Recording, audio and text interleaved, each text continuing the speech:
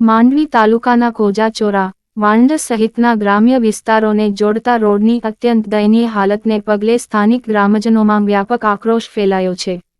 આ રોડનું સમારકામ કે નવનિર્માણ સત્વરે હાથ ધરવામાં આવે તેવી ઉગ્ર માંગણી સાથે કોજાચોરા, વાંઢ સહિતના ગામોના ગ્રામજનોએ આજે કોંગ્રેસ અગ્રણીઓ સાથે મળીને તંત્ર સમક્ષ રજૂઆત કરી હતી।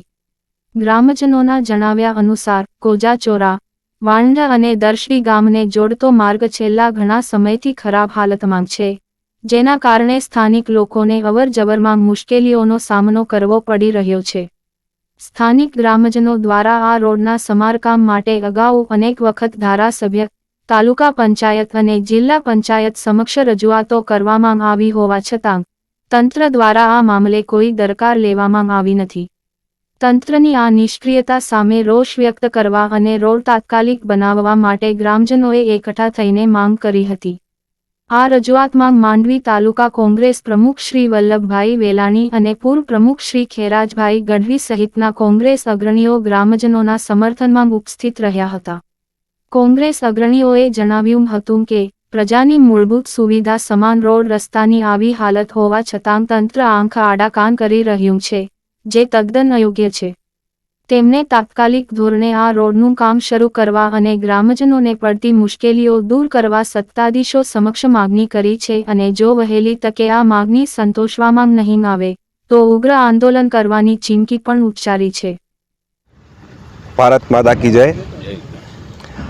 આજે અમે કોજાચોરા ફાટક પાસે કોજાચોરા, વાંઢ, દરસડી, મમઈમોરા ને જોડતો રસ્તા પર અમે ઊભા છીએ હમણાં। ત્યારે મારે ખાસ કહેવાનું છે કે આ રસ્તો 2017ની અંદર પ્રથમ બનેલો છે। એક પરિવારની અંદર એક પિતાના 2-3 દીકરાઓ હોય તો એમ કહી શકીએ કે કંઈક એક કમાઉ દીકરો હોય। એવી જ રીતે આ જે વાંઢ, કોજાચોરા, બેન્ટોનાઇટ, બોક્સાઇટ, લેટરાઇટ, અન્ય ખનિજ તત્વોથી ભરેલા વિસ્તારો છે। સરકારને ખૂબ જ કમાઈને આપે છે, ટેક્સ વગેરે રીતે, પરંતુ ખરેખર જે કમાઉ દીકરો છે તેને જ એટલી બધી કળણગત અને એટલી બધી તકલીફો છે એનો કોઈ માપ નથી। આ રસ્તો એટલો બધો ખરાબ થઈ ગયો છે કે 2016 પછી ગ્રામજનો આ બાબતે ખૂબ જ રજૂઆતો કરી અને થાકી ગયા છે। આજે જેમની સાથે ઊભા રહીને ફોટા પડાવવાવાળા માણસો આંખ આડા કાન કરી અને વાત સાંભળવા તૈયાર નથી। આજે આ રસ્તા ઉપરથી સવારથી સાંજ સુધી લગભગ 300થી 400 વાહનો પસાર થાય છે, સ્કૂલના છોકરાઓ પસાર થાય છે, તેમજ અન્ય કેટલા બધા વાહનો શેરડીથી ભુજ જવું હોય તો એ વિસ્તારને પણ આ રસ્તો ખૂબ જ લાગુ પડે છે। આ રસ્તા માટે અહીંયાના લાગતા વળગતા ગામવાળાઓએ પોતાની જાન પહેચાન ગમે એ રીતે કરીને અહીંયાના સ્થાનિક મોટા નેતાઓને પણ મળ્યા, પરંતુ આ બાબતે કોઈ પણ ધ્યાન આપવામાં આવતું નથી। ખરેખર આજે અમે અહીંયાથી કહેવા માંગીએ છીએ કે ભાઈ આ રસ્તાનું કામ 1 થી 2 મહિનાની અંદર ચાલુ કરવામાં નહીં આવે તો એના માટે અમે ખૂબ જ મોટા પાયે લડાઈ કરશું। અને આ જગ્યાએથી હું યુવાન તથા ગ્રામજનોને હું એક આહવાન કરવા માગું છું કે હવે જાગૃત બનો, જાણકાર બનો। કોઈ પણ જગ્યાએ કોન્ટ્રાક્ટનું કામ ચાલુ થાય તો એનો પહેલાં લેટર એની પાસેથી ડોક્યુમેન્ટ માંગો કે ભાઈ કેવી રીતે પાસ થયું છે, કેટલો સિમેન્ટ નાખવાનો છે, એનું જે લેટર છે એ અમને આપો। અને દરેક ગામમાંથી 4 થી 5 જણા એવા તૈયાર કરો કે એ ગામમાંથી સવારથી સાંજ સુધી એક જણ કમ્પલસરી એના ઉપર ઊભો રહે।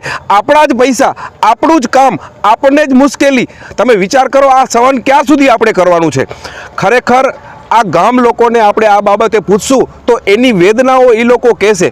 આપણે તો ક્યારેક કામ હોય ત્યારે પ્રસંગોપાત જવાનું થાય, પરંતુ ગામ લોકો આ રસ્તો તમે જોશો એટલો ખરાબ છે કે અહીંયાના લોકોને કોઈ પડી જ નથી। સરકારી તંત્ર હોય સીધી વાત કે ભાઈ આ બાબતે અમારી પાસે રજૂઆત કરવી નહીં, તો રજૂઆત ક્યાં કરવાની? તમે વિચાર કરો કે શું કરવાનું? એટલે હું આ મારી સાથે તમામ ગામ લોકો પણ અહીંયા આવ્યા છે ત્યારે હું આપને કહીશ કે એમની પણ વેદના સાંભળો અને જાણો। અને હું હમણાં મારું વક્તવ્ય પૂરું કરું છું। જય હિન્દ, ભારત માતા કી જય। અહીંયા વાંઢ ગામના છીએ, અમને બહુ જ તકલીફ છે। હવે આ વલ્લભભાઈ આવ્યા છે અને એ અમારી અહીંયા મુલાકાત લીધી, બાકી ભાજપવાળા કોઈ આવતા નથી અહીંયા। અને જોયો બધા અમે ગયા હતા અહીંયા 1.5 વર્ષ થઈ ગયો ત્યારે પણ એ ઇન્ટરલોક નાખી અને હાલ્યા ગયા છે. અને હમણાં પણ અમારા ગામના દિલીપભાઈ સંઘાર એ કોજા ચોરસ સુધી રસ્તો બનાવ્યો છે પોતાના ખર્ચે, પણ આ સરકાર હજી સુધી એકે ડમ્ફર નાખ્યો નથી. ધારાસભ્યને જિલ્લા પંચાયતમાં, તાલુકા પંચાયતમાં બધી જગ્યાએ કીધો છે બધાને. અમારું ગામ પ્યોર ભાજપાઈ છે. 800 થી 900 વોટ મળે છે દર ચૂંટણીમાં એને. હજી સુધી કોઈ આનો નિર્ણય નથી આવ્યો. હા, તો આપણે તો કામ કરશે તો એમ ને ભેગા થશું. ભાઈ એ રસ્તો એનો થી 8 મહિના પહેલાં જે ઉદ્ઘાટન થઈ ગયું હોય એનો આવો એવો હશે, પણ તેની જે તાત્કાલિક રસ્તો ચાલુ થયો આજ દિવસ સુધી રસ્તે મેં થયો નહીં. અને ઇન્ટરલોક બ્લોક બધો હતો તેની અમને કે એને બંધ કરાયો હશે ગામની બાજુ મેં કે ભાઈ ઇન્ટરલોક આજે જલી દાડો, કારણ કે આવું પણ કંત્રાટી હું કંત્રાટી નવો વિચારું તો હું પછી ઘાલશો એની રીતે ઇન્ટરલોક બંધ થયા ને કે અત્યારે સુધી ઇન્ટરલોક વ્યવહાર હોય ખાડે પે કોજા ચોરા સુધી પ્યા છે. બાકી તો એ રસ્તે મેં ખુલ્લા દુર્લભ થયો તો ખુલ્લા નહોતો થી એ અસાંखे માહિતી ના થઈ હતી. અસાं તો નીકળી નતો થાય અચી વાળો એટલે આવું આવ્યો છે ને મોટરસાઇકલ સાથે ફોર વ્હીલ મૂક અચે નથી તો મૂકે તો બહુ તકલીફ થઈ. પાછું બીમાર બાળું હવે એ દસ્તો તાત્કાલિક દોર से ચાલુ થઈ અને થઈ હોય ને અડિયા સહી અપેક્ષા રાખો તા. જય હિન્દ, જય ભારત. આ રસ્તો એટલો ખરાબ છે કે વાહનોને ચાલવામાં તકલીફ, માણસો પણ અહીંયાથી જઈ શકે એવી પોઝિશન નથી. તમારી સામે જ આ બધું દેખાય છે કે એટલી રસ્તાની દયનીય હાલત છે કે ડામર તો ક્યાંય દેખાતું નથી, પણ જે એનો જે અહીંયા કીચડ જે છે કીચડમાંથી પણ માણસો બહાર જઈ શકે એવું નથી. અને સરકાર આ બાજુ જે ટેક્સ ઉઘરાવે છે, અહીંયાથી જે વેરા વસૂલી કરે છે, આ વિસ્તાર એક આવકવાળો વિસ્તાર છે અને સરકારોને કરોડો રૂપિયા કમાવી આપે છે.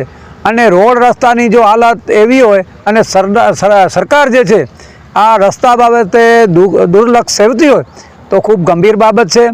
અત્યારે આ કોઈ ચૂંટણીનો કે એ પ્રકારનો માહોલ નથી, પણ એક આગેવાન તરીકે અત્યારે આવી પોઝિશન હોય, જો ગામજનો અમારા કને રજૂઆત કરતા હોય તો અમારે અહીંયા આવવું પડે, સરકારને પણ રજૂઆત કરવી પડે. અને જો સરકાર આના માટે કોઈ પણ પગલાં નહીં લે તો બંધારણીય રીતે, કાયદાકીય રીતે અને લડત કરીને આ રસ્તો આપણે એને કરવું પડે. કાંઈ કોઈક એમાં માનતા હોય એનાથી કોઈ એવું મતલબ નથી કે તમારું કામ નહીં થાય. કામ અને આ રસ્તો એને કરવો પડે અને એના માટે પ્રજાને પણ જાગૃત રહેવું પડે. અને પ્રજા જો ખુલ્લીની રીતે આમાં અમારી સાથે આવે તો રસ્તો શું બધું થઈ શકે છે.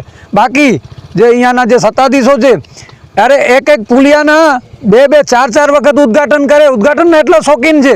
હવે ગાંડા બાવડો કાઢે એનું પણ ઉદ્ઘાટન કરે છે, પણ જરૂરી છે આ રસ્તાની જરૂર છે. જે આમાં અહીંયાથી જો ભાજપવાળા જશે, કોંગ્રેસવાળા જશે, કોઈ પણ વ્યક્તિ જશે, પણ રોડ રસ્તા આ જરૂરી છે. એ પ્રાથમિક જરૂરિયાતો છે. કોઈ બીમાર માણસ છે એમાંથી નીકળી શકે એવી કોઈ પોઝિશન નથી.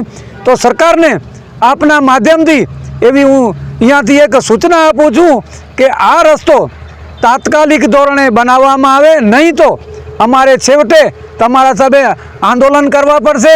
અને પછી તો એ નૈતિક જવાબદારી આ સરકારની રહેશે. વધારે ન કહેતા, જય હિન્દ.